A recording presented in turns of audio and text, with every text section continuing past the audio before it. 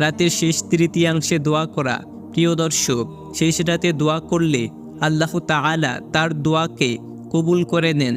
হাদিস শরীফে এসেছে, হযরত আবু হুরাইরা রাদিয়াল্লাহু তাআলা আনহু থেকে বর্ণিত, রাসূল সাল্লাল্লাহু আলাইহি ওয়াসাল্লাম বলেছেন, প্রত্যেক দিন রাতের শেষ তৃতীয়াংশে আল্লাহ তাআলা দুনিয়ার আসমানে নেমে আসেন এবং তার বান্দাদেরকে ডেকে বলেন, কে আছো, আমাকে ডাকো, আমি তোমার ডাকে সাড়া দেব। কে আছো, আমার কাছে চাও, আমি তোমাকে দান করব। কে আছো আমার কাছে ক্ষমা প্রার্থনাকারী, আমি তোমাকে ক্ষমা করে দেব। মুসলিম 1263 নম্বর হাদিস। অন্য এক হাদিসে এসেছে, হযরত জাবের রাদিয়াল্লাহু তাআলা আনহু থেকে বর্ণিত, রাসূল সাল্লাল্লাহু আলাইহি ওয়াসাল্লাম বলেছেন, শেষ রাতের যে কোনো সময় কোনো মুসলিমের এমনটা হয় না যে সে পৃথিবী বা পরকালের জন্য